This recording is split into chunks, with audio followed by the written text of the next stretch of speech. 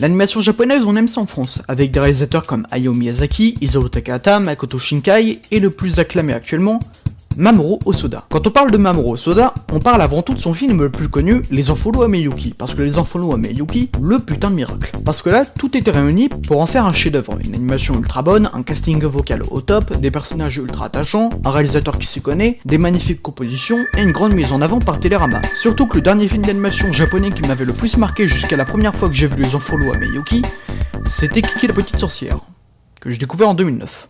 Désolé. Et si je parle de Soda, c'est avant tout parce que la sortie de son prochain film est imminente.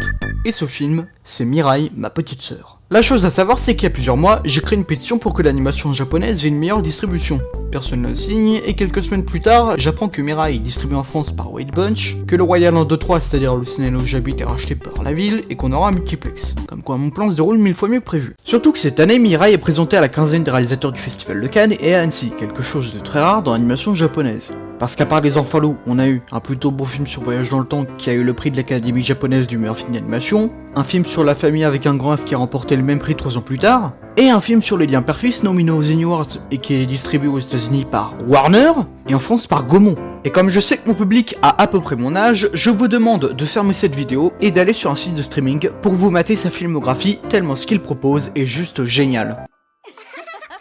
Même si l'animation japonaise est acclamée en France, les scores financiers prouvent une chose, le cinéma japonais souffre de sa distribution. Pour revenir aux Enfants loups, il n'a fait qu'à peine 200 000 entrées parce qu'il était distribué par Kase et Eurozoom, qui à l'époque étaient de petites boîtes de distribution. Et parmi les films d'animation japonais qui ont le plus marché en France, on se retrouve avec Le Château ambulant, Le Voyage de Chihiro, et Pokémon le film Mewtwo contre-attaque, qui tranche radicalement avec le thème joyeux et enfantin de la série. Si on m'avait dit un jour qu'un film Pokémon ferait 2 millions d'entrées, j'aurais jamais cru. Mais revenons à Soda, ce gars-là propose pas mal de trucs intéressants, comme le thème de la famille, le thème de la mère et l'enfant, le passage à l'adolescence, la quête d'indépendance, la paternité, et il nous proposera bientôt la fratrie. Et j'ai entièrement confiance en lui pour ce projet. J'ai lu le synopsis sur le ciné, j'ai regardé la bande-annonce en VO, alors désolé pote, je parle pas japonais. Mais j'aurais tout de même été conquis.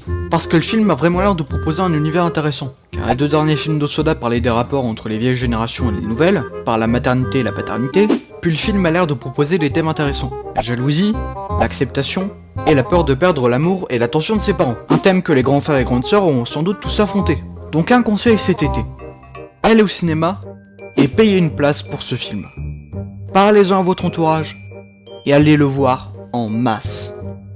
Je ne dis pas que par exemple vous ne devez pas aller voir Jurassic World 2, Ant-Man et la Guêpe, Alita, Mission Impossible 6, Les Indestructibles 2 ou Ocean's 8, mais je vous demande simplement de prouver à la France qu'on veut de l'animation japonaise.